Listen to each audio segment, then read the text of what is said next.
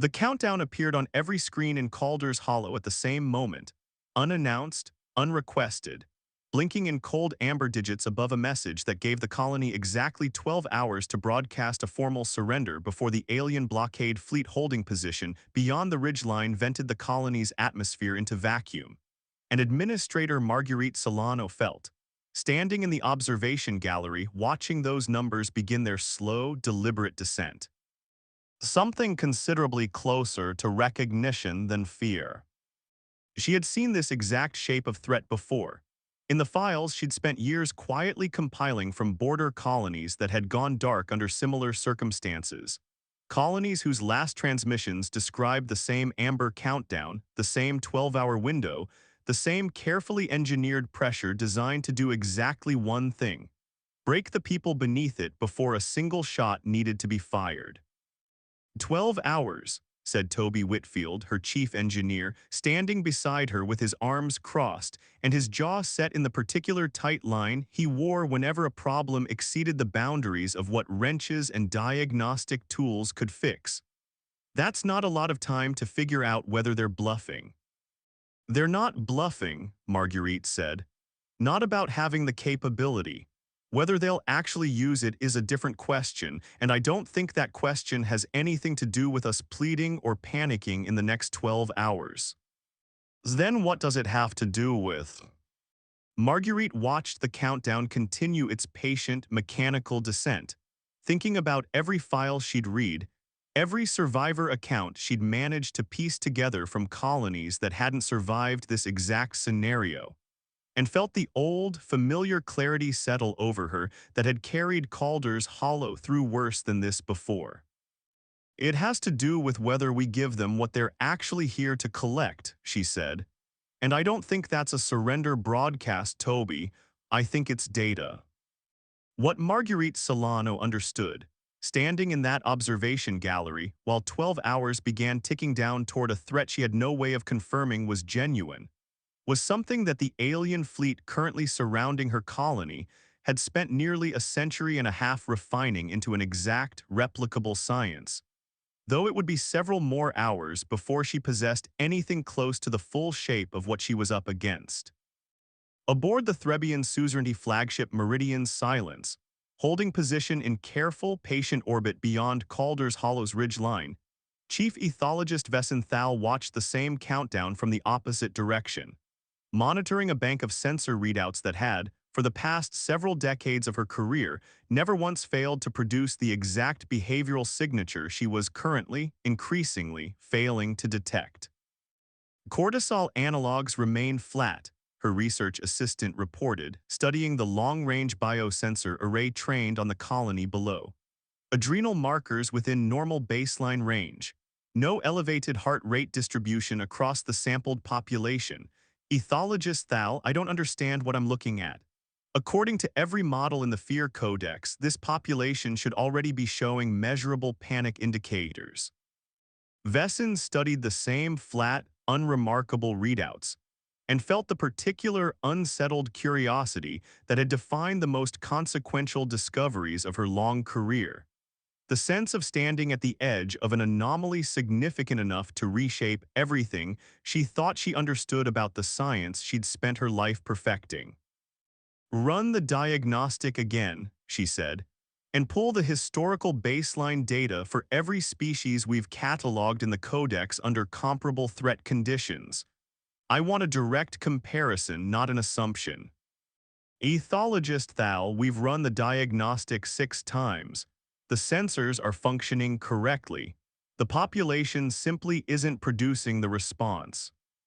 Vesen did not answer immediately, watching the countdown continue its patient descent on a secondary display, thinking about 140 years of suzerainty behavioral archive, an unbroken record of every subjugated species' predictable collapse under exactly this kind of pressure, and understanding, with the particular electric unease of a scientist confronting the first genuine exception in her entire field's history, that whatever she was looking at down on that quiet, unremarkable colony world, it was not behaving according to any pattern the Fear Codex had ever documented.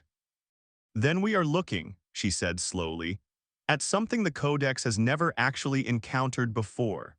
Which means, Ren, we need to understand it very carefully and very quickly before Fleet Warden Bane decides the absence of an expected response is itself a form of defiance worth punishing. She did not have long to wait for that concern to prove justified. Fleet Ward. Enkoreth Bane's voice came over the command channel within the hour, carrying the particular clipped impatience of a man who had built his entire career on the reliable, well-documented science Vessin herself had helped develop, and who did not appreciate discovering, this late into a routine subjugation operation, that the science might not be as reliable as he'd been promised. "Ethologist Thal," he said, "explain to me why my sensor reports show a target population that isn't afraid." "I don't yet have a complete explanation, Fleet Warden," Vessin admitted. "What I have is an anomaly significant enough that I would strongly advise against escalating Protocol 9 until we understand its cause. If this population has developed some manner of psychological or physiological resistance to standard pressure conditioning, destroying them without first documenting how would represent an extraordinary loss of scientific value." "Scientific value," Bane repeated, and Vessin could hear, even through the flattened translation of the command channel, the particular scorn of a military officer who had never fully trusted the behavioral sciences division's insistence that understanding a population mattered as much as controlling it. "I did not bring my fleet across 4 systems to conduct a research expedition, ethologist. I brought it here to secure a strategically valuable mining colony with minimal resource expenditure, which Protocol 9 has accomplished successfully on every comparable target for the past 40 years. If this population refuses to respond appropriately within the allotted window, we proceed exactly as the protocol specifies. Fleet Warden, I would ask for additional observation time before." "You have your 12 hours, ethologist," Bane said. "The same 12 hours the protocol allots every target. I see no reason to extend special consideration to this particular colony simply because your sensors are producing readings you find personally interesting." The channel closed before Vessin could offer any further argument, and she stood for a long moment in the quiet hum of her research station, watching the countdown continue its steady descent, understanding that she had somewhere close to 11 hours remaining to solve a mystery that a century and a half of accumulated behavioral science had left her almost entirely unprepared to approach. Down on Calder's Hollow, Marguerite Solana was, at that exact moment, doing something considerably simpler than anything Vessin's instruments were equipped to properly measure. She was making tea. "You're making tea," Toby said, following her into the colony's central common hall, where several dozen colonists had gathered in the quiet, unhurried way of people settling in for a long wait rather than bracing for imminent catastrophe. "Marguerite, there's an alien fleet outside our atmosphere threatening to vent us into space in 12 hours, and you're making tea." "I'm making tea," Marguerite agreed, "because in 11 hours and 50 minutes, this colony is either going to still be here or it isn't, and either way I intend to spend the time in between doing something useful with my hands instead of staring at a countdown I have no power to stop." She glanced at him, something calm and steady in her expression that Toby had learned, across the 8 years he'd served under her administration, to trust more than almost anything else in his professional life. "Get the others settled, pull out the emergency supply rotations. We're not panicking, Toby. We survived worse than a countdown once already, and I intend for us to survive this the exact same way." The worse Marguerite was referring to, and the reason Calder's Hollow's response to Protocol 9 so thoroughly confounded a century and a half of suzerainty behavioral data, had happened 11 years earlier, in an engineering catastrophe that had nearly ended the colony's existence long before any alien fleet ever arrived to threaten it. Calder's Hollow had been built around a deep-crust mining operation, its habitat modules dependent on a single primary atmospheric processor that 11 years earlier had suffered a catastrophic containment failure during a routine maintenance cycle, triggering an emergency exactly as dire as the one currently facing the colony. An 18-hour window before backup reserves ran out entirely. No functioning replacement processor within reach. And a population of 1,100 people who had, by every reasonable expectation, every right to descend into exactly the kind of panic the suzerainty's fear codex predicted for populations under comparable pressure. They had not descended into panic. Marguerite, then a junior administrator only recently promoted into emergency leadership after her predecessor's sudden medical incapacitation, had instead organized the colony into careful, deliberate rotations, rationing what breathable air remained with the same calm.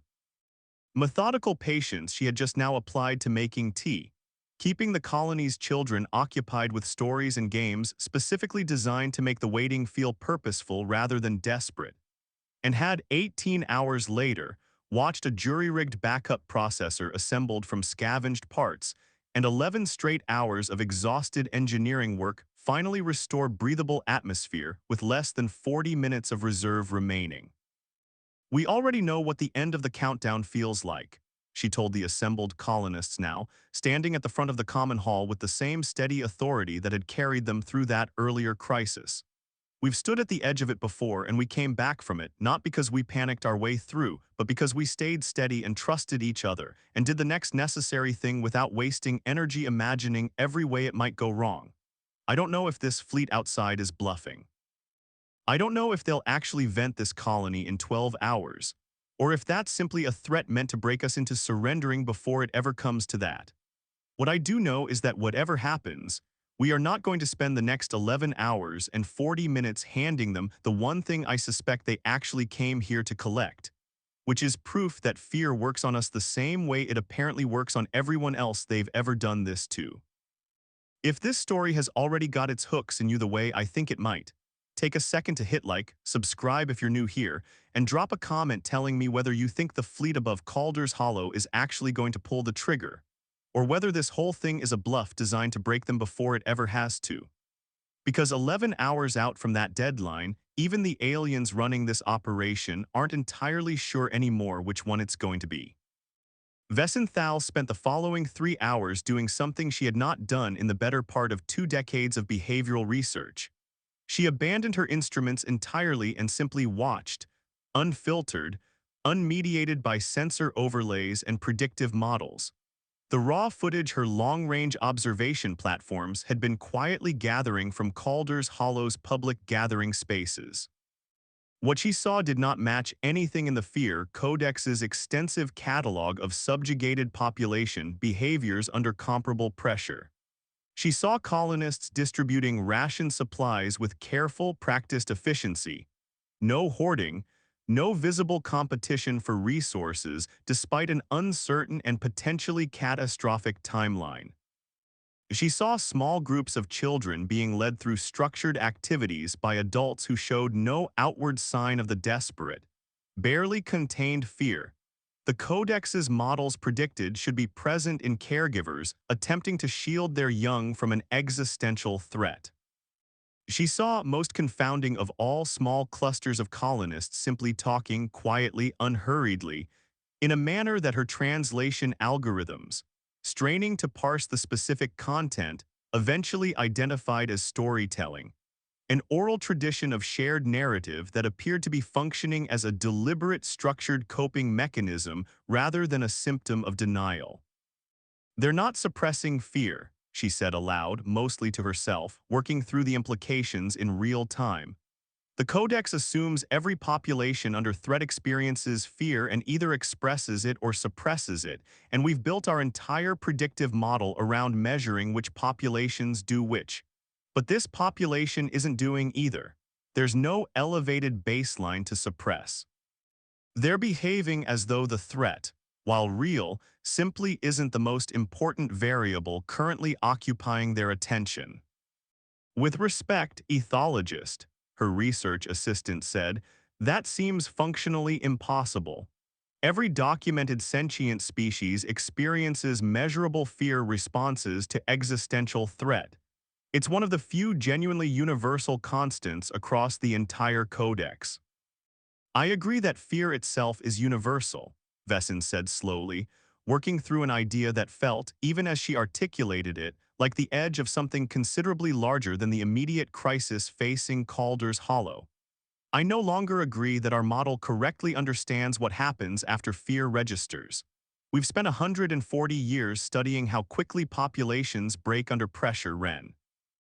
I don't think we've ever seriously studied what happens in populations that have already, at some earlier point, made peace with the worst outcome before the pressure ever arrived. I think that's what we're looking at down there, not an absence of fear.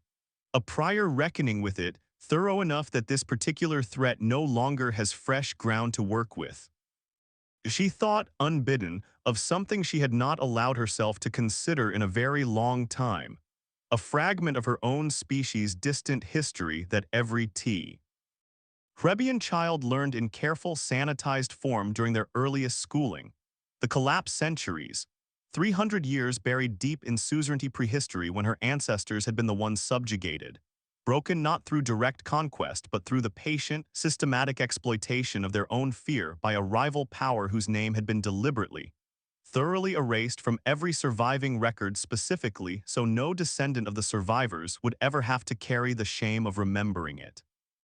The Fear Codex itself, Vesson understood with a clarity that unsettled her more than she was prepared to admit, had been built in direct response to that ancient trauma, an institution founded by survivors determined that the suzerainty would never again be the population on the receiving end of exactly this kind of pressure. That understanding fear so completely, so scientifically, so thoroughly that it could be deployed with surgical precision against others, would guarantee that vulnerability could never again be turned against them the way it once had been. She remembered, with a specificity she had not allowed herself in years, the single surviving fragment of testimony her own grandmother had passed down from the final generation to actually live through the collapse. A fragment so carefully guarded within her family that Vesson had heard it only once as a child, and had never been permitted to ask about it again. Her grandmother had described the sound of an entire city choosing, collectively and without any single moment of decision, to stop trusting itself. Neighbors reporting neighbors to the occupying power in exchange for small mercies that were rarely honored. Families fracturing under pressure that never even needed to escalate into direct violence, because the fear alone had done all the necessary work. The occupying power, whoever they had been, had understood something about Threbian psychology that Vesson's own ancestors had not yet understood about themselves. And it had taken scarcely 3 years to reduce a civilization to rubble without ever needing to fire more than a token number of shots. When the suzerainty finally reclaimed its independence, generations later, it had done so with a single, unshakable resolution etched into the foundation of its new government. Never again would ignorance of fear's mechanics leave them vulnerable to exactly that kind of quiet, bloodless conquest. They had never once, in 140 years of increasingly sophisticated research, thought to study what might have happened to their own ancestors if patience, rather than merely the eventual hard-won resistance to fear, had been available to them from the beginning.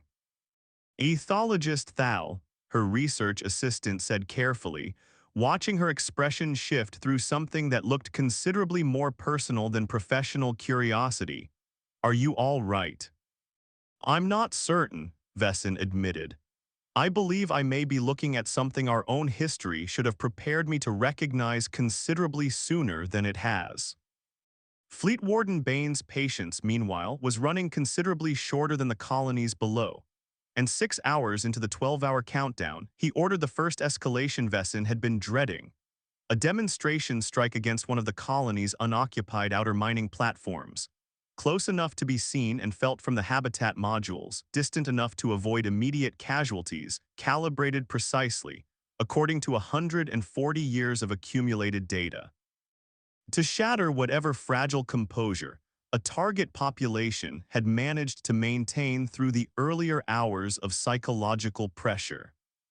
The strike landed exactly as planned, a controlled detonation that lit the horizon beyond Calder's Hollow's ridge line in brief, violent orange light. And Vesson watched her sensor readouts with the particular held breath of a scientist awaiting confirmation of a hypothesis she both wanted and dreaded to see proven correct. The population's baseline readings shifted, finally, for the first time since the countdown began, a measurable spike in stress indicators rippling across the sampled colonists. And for a brief moment, Vesson allowed herself to believe the Codex's predictive models had simply needed more time to assert themselves after all. Then the readings settled, far more quickly and far more completely than any comparable population in the Codex's extensive archive had ever managed, returning within minutes to something close to the same flat, steady baseline that had confounded her sensors since the crisis began. They felt it, her research assistant said slowly, studying the data. The spike is real, but they recovered from it almost immediately. That's not resistance to fear, ethologist. That's something considerably more sophisticated. That's regulation. Down in Calder's Hollow's common hall, Marguerite Solano had felt the demonstration strike as a distant tremor through the habitat module's deck plating, had watched, along with every colonist gathered around her, the brief flare of violent light through the gallery's reinforced viewport, and had understood in the same instant exactly what the aliens above were attempting to accomplish. That was a message, she said, into the tense, momentary silence that followed the tremor. Not an attack. If they wanted to hurt us, they'd have hit something occupied. They hit an empty platform specifically to scare us without actually costing us anything material. That's not the action of people confident enough in their threat to simply follow through on it.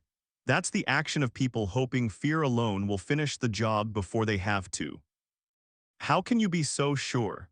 Asked one of the younger colonists, a woman named Dio Petrakis who had joined the colony's engineering staff only 2 years earlier and had never experienced the earlier atmospheric crisis that had shaped so much of the community's collective resilience. I can't be entirely sure, Marguerite admitted honestly, but I've spent years reading everything I could find about colonies that faced this exact kind of pressure and didn't survive it, and every single account describes populations that broke because they let the fear of what might happen next consume all their attention, right up until the moment it actually did. We're not going to make that mistake, Dio. We're going to keep doing exactly what we've been doing. We're going to breathe and ration and wait and trust each other, because that strategy has already saved this colony once before, and I have no intention of abandoning it now just because the threat this time happens to be wearing a different face. Dio nodded slowly, some of the tension visibly easing from her shoulders, and Marguerite understood, watching that small, quiet shift ripple outward through the rest of the gathered colonists, that the demonstration strike had accomplished the opposite of what its architects intended. It had given the community something concrete to have survived together, a shared moment of held breath and collective steadiness that reinforced, rather than undermined, exactly the resilience the aliens had been hoping to shatter. It was not, however, entirely true that no one in Calder's Hollow came close to breaking, and Marguerite found Dio alone in a maintenance corridor an hour later, sitting with her back against a bulkhead and her knees drawn up to her chest, shaking in the particular silent, controlled way of someone trying very hard not to be noticed. I couldn't do it in there, Dio said, when Marguerite crouched down beside her without a word of judgment in her expression.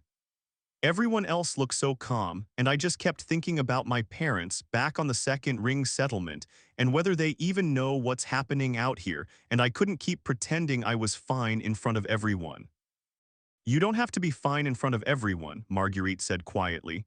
You have to be fine in front of yourself eventually, and even that doesn't have to happen all at once. Nobody in that hall is actually as calm as they look, Dio. They've just had longer practice at letting the fear sit next to them instead of in the driver's seat. That's not a switch you flip. It's something you build one hard hour at a time, and you're allowed to still be building it. What if I can't? Dio asked. What if I'm just not built the way the rest of you are? Marguerite settled onto the deck beside her, in no visible hurry to be anywhere else. 11 years ago, during the processor failure, I spent the first 2 hours of that crisis exactly where you're sitting right now, she said. Hiding in a supply closet, certain I was about to watch this entire colony die on my first real day in charge of anything. Nobody tells you that part of the story because it doesn't feel like the kind of thing worth repeating. But it's the truest part, Dio. I didn't walk into that crisis already calm. I found the calm somewhere in the middle of it, mostly by deciding over and over in each individual minute that I'd rather spend my fear on being useful than on being afraid. You can decide that too, right now if you want. Nobody's going to think less of you for how long it took you to get there. Dio was quiet for a long moment and then slowly uncurled from around her knees, wiping her face with the back of her hand. Okay, she said. Okay, what do you need me to do? Right now, just breathe with me for a minute, Marguerite said. Then, when you're ready, come help me with the ration rotations. Having something useful for your hands helps more than anything I can say. They sat together for a while longer in the quiet corridor, and when they finally returned to the common hall, Dio moved through the ration distribution with hands that had stopped shaking, not because the fear had vanished entirely, but because she Tad in that narrow maintenance corridor made exactly the same quiet decision the rest of the colony had made years earlier, one useful minute at a time. In the corner of the common hall, away from the main gathering, an older colonist named Fenadair had settled onto a low bench with a cluster of children around him, and had begun in the low, unhurried cadence of someone who had told this particular story more times than he could count, recounting the tale of the original processor failure 11 years earlier, not as a lesson in danger, but as a story about a colony that had once been frightened and had found its way through anyway. Dio drifted toward the edge of that circle, drawn by something she couldn't quite name, and found herself listening as Fen described the exhausted engineers who had rebuilt the backup processor from scavenged parts, the children who had been kept occupied with games specifically invented for that crisis and had been played at every colony gathering since, the particular deliberate ritual of naming, out loud, everyone who had contributed even a small part to the colony's survival. So that the story never belonged to any single hero, but to the whole community that had carried it together. Why do you tell it now? Dio asked quietly, once the children had wandered off to repeat fragments of the story to each other in the delighted, half-garbled way children retold things they loved, with everything happening outside. Because it's exactly the moment the story is for, Fen said. We didn't build this story to entertain ourselves on quiet evenings, Dio, though we do that too. We built it so that when a day like today eventually arrived, and Marguerite always told us one eventually would, in one shape or another, we wouldn't have to invent our courage from nothing. We'd just have to remember we'd already found it once and reach for the same thing again. Dio sat with that for a long moment, feeling something in her own chest, tight and anxious since the countdown first appeared, loosened by careful degrees. I've only been here 2 years, she said. I wasn't part of that story. You're part of this one, Fen said simply, and returned to his tea, unhurried, as though the alien fleet beyond the ridge line were simply whether to be waited out rather than an executioner counting down the hours. Vesson requested, and after considerable argument received, a brief audience with Fleet Warden Bane in the 6 hours remaining before the countdown's conclusion, standing before his command station aboard the Meridian's Silence with the full weight of her research prepared, and she suspected, considerably less time than she actually needed to make her case persuasively. The demonstration strike did not produce the expected outcome, she said. Stress indicators spiked briefly and then returned to baseline faster than any comparable population in the Codex's entire archive. Fleet Warden, this population is not failing to experience fear. They are actively, collectively regulating it in a manner our science has never previously documented in any subjugated species.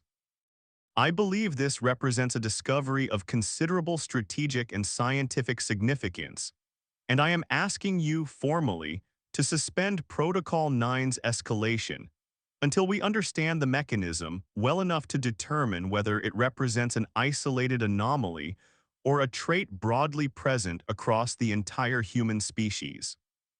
Bain studied her for a long moment, and Vesson watched something calculating shift behind his expression, the particular careful reassessment of a military commander weighing the cost of an unexpected variable against the cost of admitting his operation had not proceeded according to plan. If this trait is present broadly across their species, he said slowly, that would represent a considerably more significant strategic problem than a single stubborn mining colony ethologist. It would mean Protocol 9 and every strategy built on the assumption that fear conditioning eventually breaks any target population might not function reliably against human populations at all. Yes, Vesson said, which is precisely why I believe destroying this colony without fully understanding what we're looking at would represent an extraordinary strategic failure, not merely a scientific one.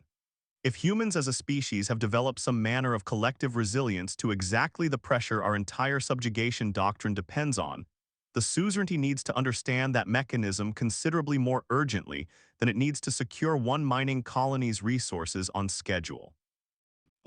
Bain was silent for a long moment, and Vesson understood, watching him weigh her argument against 140 years of institutional confidence in a doctrine that had never once failed this dramatically, that she was asking him to accept something considerably more uncomfortable than a delayed timeline. She was asking him to accept that the foundation of suzerainty military doctrine, the hard-won certainty built from the ashes of their own ancestors' historical trauma, might contain a blind spot large enough to swallow every assumption it had ever generated.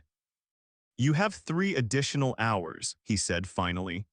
"Not because I am persuaded by your theory, ethologist, but because if you are correct, I would rather discover that fact through careful observation than through the considerably more costly method of finding out in the middle of an actual invasion campaign. Use the time well. If the population's readings have not conclusively demonstrated something the Codex cannot already explain by the time the original countdown expires, Protocol 9 proceeds exactly as designed."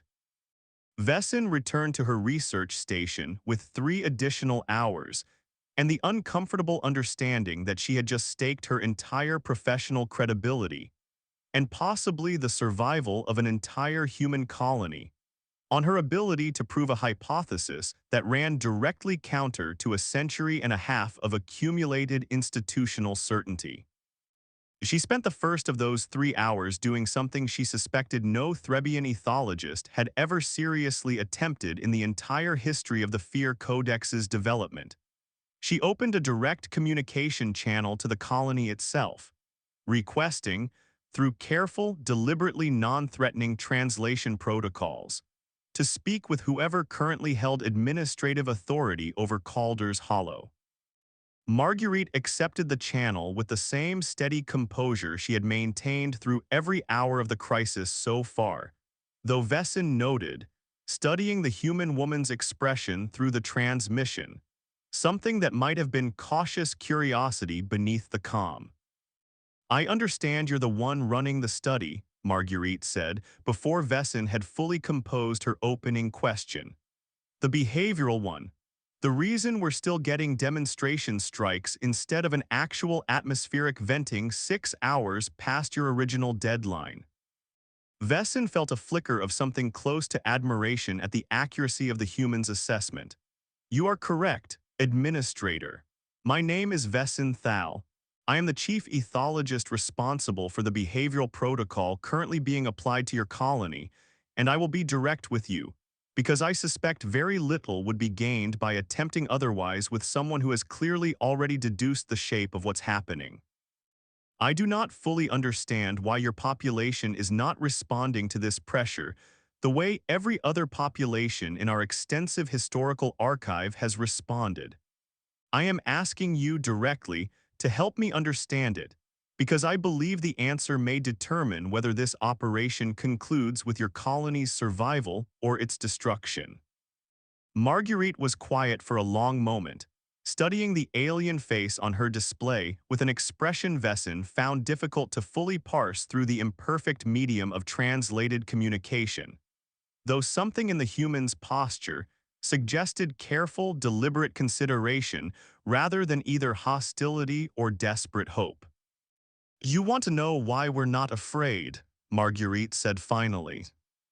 "I want to know why your fear response, which our sensors have confirmed does exist, does not appear to accumulate or overwhelm your collective decision-making the way it does in every other population we've studied," Vesson said.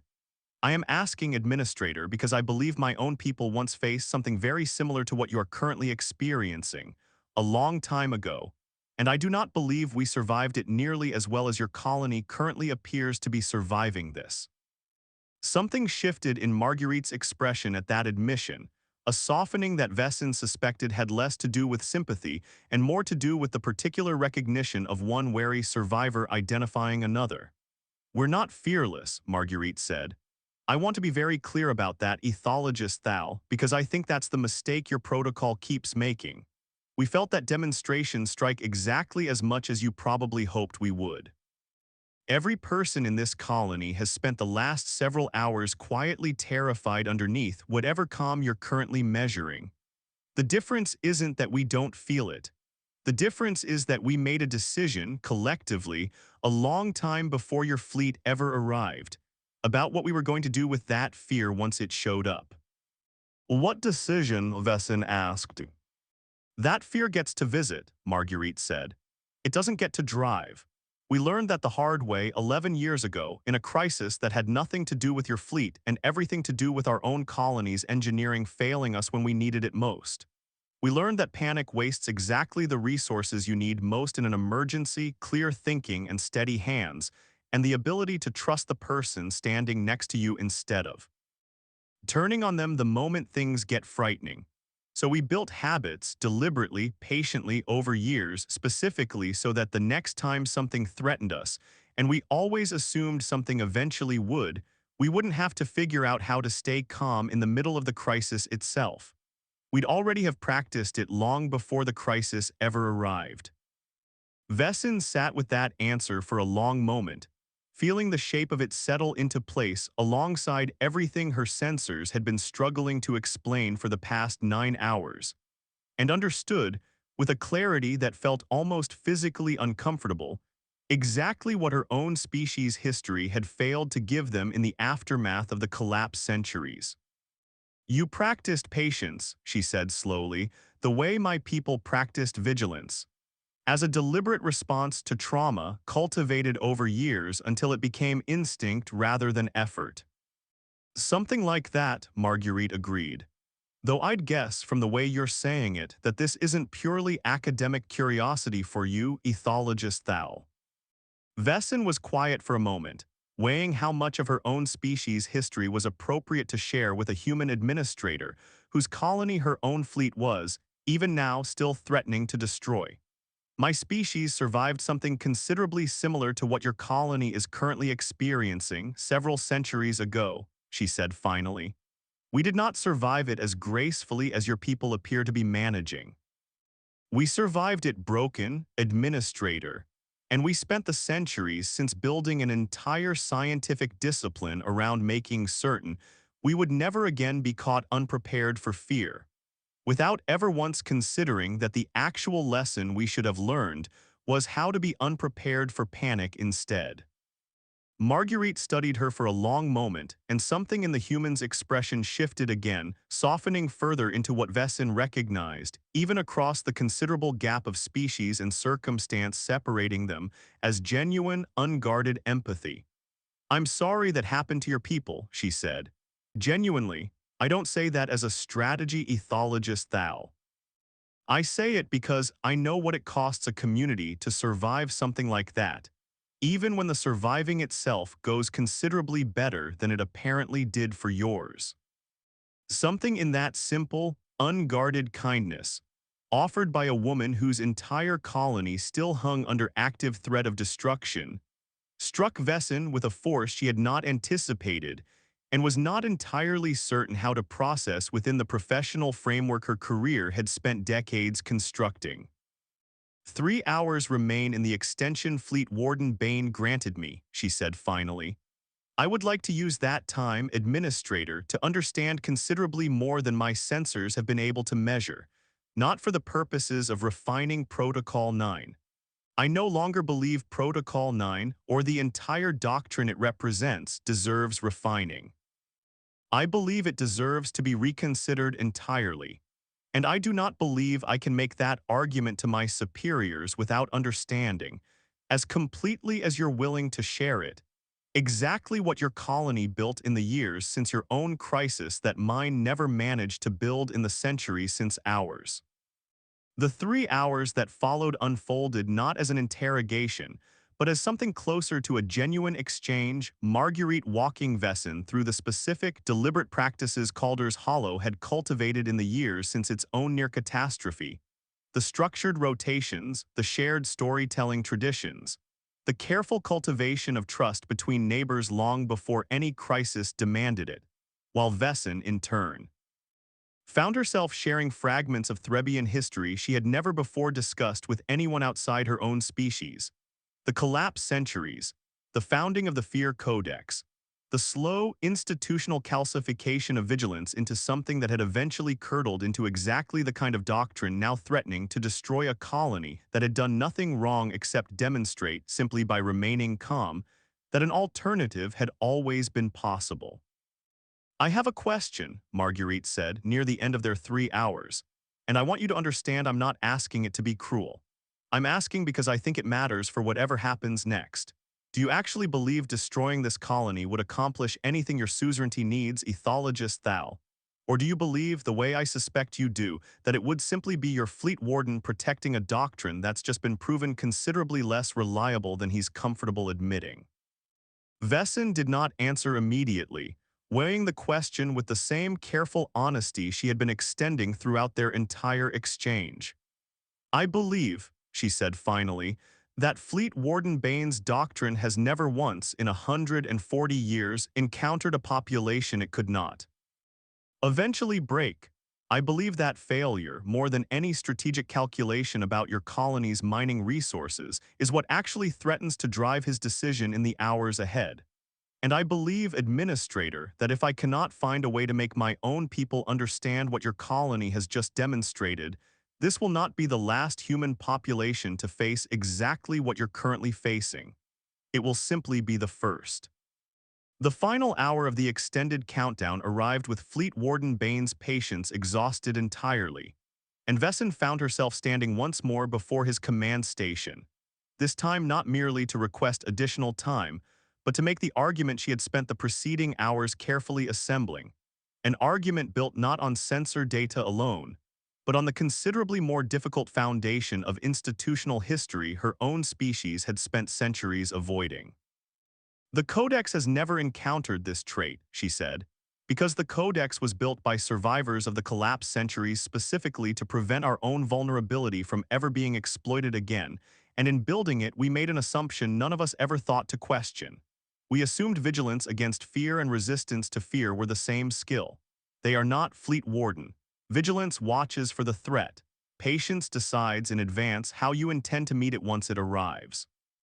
Our ancestors developed the first without ever developing the second, and we have spent 140 years building an entire military doctrine on that same incomplete foundation, weaponizing exactly the vulnerability we should have spent that time learning how to heal in ourselves. Bane's expression, as she spoke, carried none of the dismissive impatience she had encountered in their earlier exchange, replaced instead by something considerably more unsettled, the particular stillness of a man confronting an argument he did not want to accept but could not immediately refute. He was quiet long enough that Vesson wondered if she had misjudged him entirely, and when he finally spoke, his voice carried a weight she had not expected from a man whose entire career she had known primarily through the clipped efficiency of command directives. My own grandfather served in the reclamation campaigns that finally ended the collapse, he said slowly. He used to tell me when I was young enough to still ask him about it, that the hardest part of those campaigns was never the fighting. It was learning to trust anyone again, afterward, because the occupation had taught an entire generation that trust was the single most dangerous thing a person could offer another. I built my career on making certain no enemy of the suzerainty could ever again exploit that particular wound. I did not build it, ethologist, expecting to discover that the wound itself might still be shaping decisions 140 years later, in ways none of us thought to examine. I don't believe you built Protocol 9 out of cruelty, Fleet Warden, Vessin said quietly. I believe you built it the way the entire Codex was built, out of a determination that our people would never again be caught the way your grandfather's generation was caught. I simply believe that determination, however understandable, however earned, may have taught us the wrong lesson from the right grief. You are asking me, he said slowly, to believe that our entire subjugation doctrine, the foundation of suzerainty military strategy for 140 years, is built on an incomplete understanding of the very trauma it was designed to prevent from recurring. I am asking you to believe, Vessin said, that the population currently under threat below us has just demonstrated, without firing a single shot or issuing a single act of defiance, something our own ancestors never had the chance to learn in time to save themselves. I am asking you to consider, Fleet Warden, whether destroying the only population we have ever encountered that might actually be capable of teaching us that lesson serves the suzerainty's genuine long-term interests, or whether it simply protects a doctrine too many careers, including possibly both of ours, have been built upon defending. The silence that followed stretched long enough that Vessin began to wonder whether she had finally, irreversibly overstepped the careful professional boundaries that had defined her entire relationship with military command throughout her career. And when Bane finally spoke again, his voice carried a weight considerably different from the clipped, confident authority he had held at the beginning of the operation. I have spent my entire career, he said slowly, trusting that the Codex represented the accumulated wisdom of everything our species learned from its darkest historical failure. I do not know how to simply set that trust aside because one anomalous colony has produced sensor readings I cannot immediately expel. Ain, he paused, and something in his expression shifted, the careful, deliberate reassessment of a man weighing decades of institutional certainty against the discomfort of a single, persuasive counterargument. But I have also built my career on the principle that a commander who refuses to adjust strategy in the face of clear contradicting evidence is not exercising discipline. He is exercising cowardice dressed in the language of doctrine.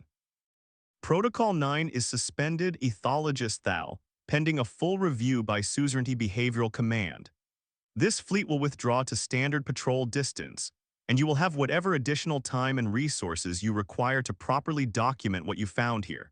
Because if you are even partially correct about what this means, I would rather my career end for having paused too cautiously than for having destroyed something none of us yet understand.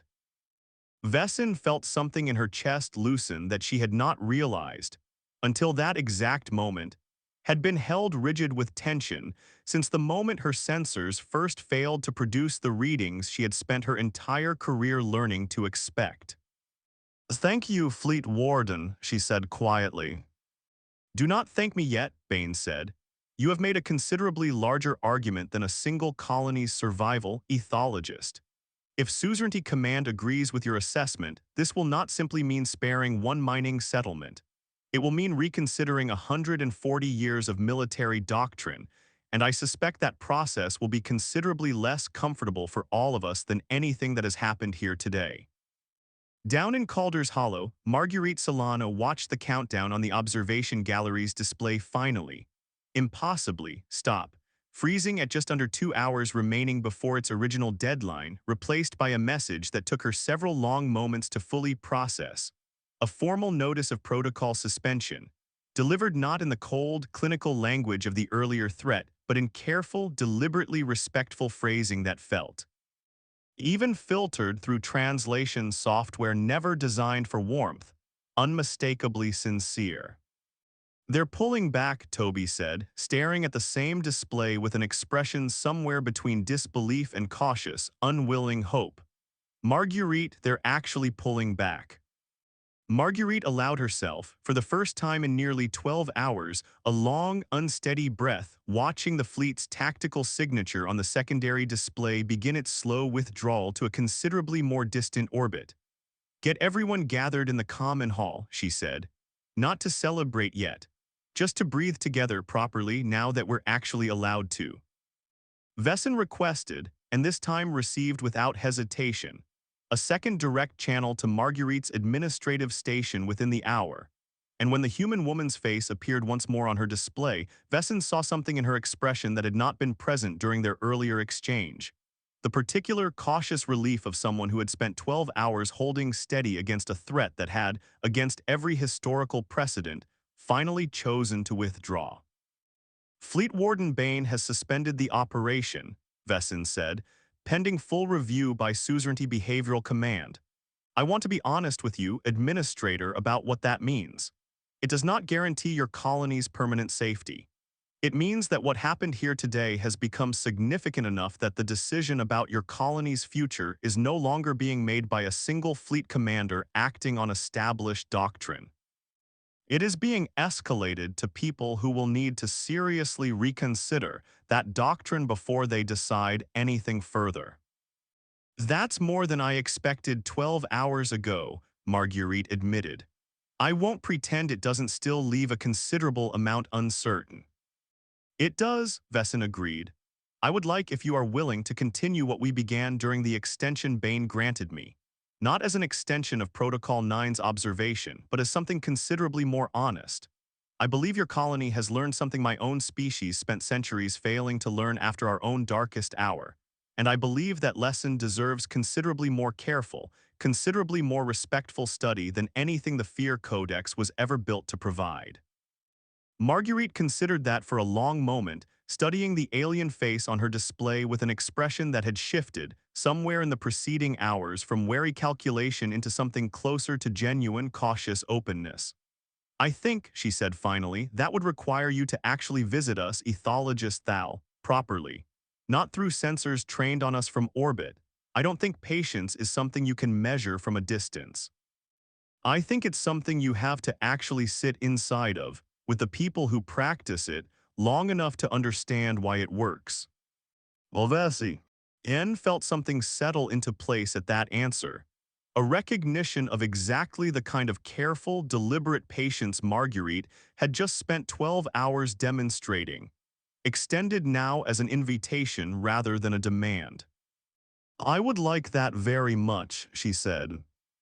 The formal review that followed Vesson's report to Suzerainty Behavioral Command unfolded over the following months with a slowness that would have felt, to anyone less accustomed to institutional processes, almost unbearably protracted. But that Marguerite watching updates arrive through the careful, evolving diplomatic channel Vesson had established between Calder's Hollow and the wider suzerainty government. Recognized as its own particular form of the exact patience, she had spent years teaching her own colony to practice. The review's conclusions, once finally published, rippled considerably further than Calder's Hollow's single ridge line. 3 other border colonies, human settlements that had been quietly scheduled for their own eventual Protocol 9 operations, were removed from that list entirely, their case files reclassified under the same new behavioral heading Vesson had fought to establish.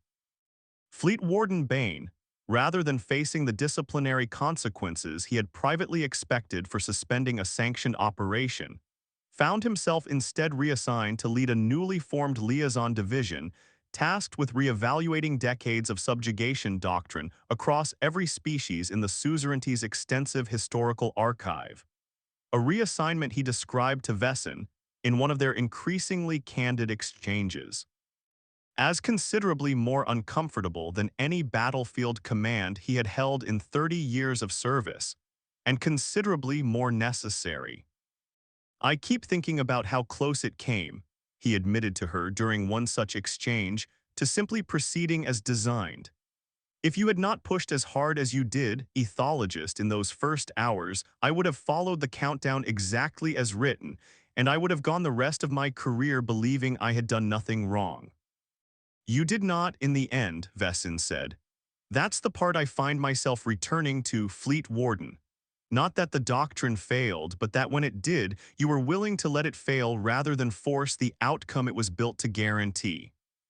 Vesin visited Calder's Hollow in person 4 months after the countdown's suspension, standing for the first time in the same common hall where Marguerite had once made tea while waiting to learn whether her colony would survive the day, and found herself watching the ordinary, unhurried rhythm of colonists going about lives that had, against every historical precedent her species possessed, refused to be reshaped by fear. Understanding something about her own people's ancient trauma that 140 years of increasingly sophisticated research had never once managed to teach her. Fenadair was there in the corner of the hall, telling the same story of the processor failure to a new cluster of children, several of whom Marguerite mentioned quietly as they passed, had not even been born the first time the story was told. And Vesin found herself lingering at the edge of that circle for longer than she had intended, listening to the unhurried cadence of a story deliberately built to outlast the crisis it commemorated, understanding, in a way her sensors never could have measured, exactly what Marguerite had meant about patience being something you had to sit inside of rather than observe from a distance. We have a version of that, she admitted, when Marguerite found her still standing there some time later. Stories, I mean. Every Threbian child is taught the history of the collapsed centuries, taught to recite the dates and the losses and the eventual reclamation of independence. I do not believe we have ever once taught it as your colonist just taught his children that story, as something that belonged to the community rather than a single tragedy to be memorized and feared. I wonder now how much of my own species' difficulty with patience traces back to exactly that difference. It's not too late to change how you tell it, Marguerite said. Stories can be retold, ethologist thou, that's rather the point of them. The Fear Codex is being amended, Vesin told her later, standing together in the observation gallery where this entire encounter had begun, watching the same stars that had once carried an alien fleet's threat now simply continuing their slow, ordinary wheel overhead. For the first time in its entire history, there is a new entry, Administrator, under a heading that did not previously exist within the entire archive. Patience as a distinct trait from fear resistance, cultivated deliberately over time through practiced trust rather than mere vigilance. It is, I am told, generating considerable discomfort among certain factions of Suzerainty Command who built their entire careers on the doctrine. This discovery is currently unraveling. Discomfort sounds like progress in my experience, Marguerite said. The comfortable version of an institution rarely changes anything that actually needs changing. Vesin allowed herself something she suspected, watching her own reflection faintly overlaid against the viewport's dark glass, might have been the first genuine smile she had permitted herself in longer than she cared to calculate. I find, Administrator, that I am beginning to agree with you rather more often than my earlier career would have predicted. They stood together in comfortable silence for a while, watching the stars continue their patient, indifferent wheel above a colony that had 12 hours and then 4 months and then, Vesin suspected, considerably longer still, quietly proven something far larger than either of them had initially understood was at stake.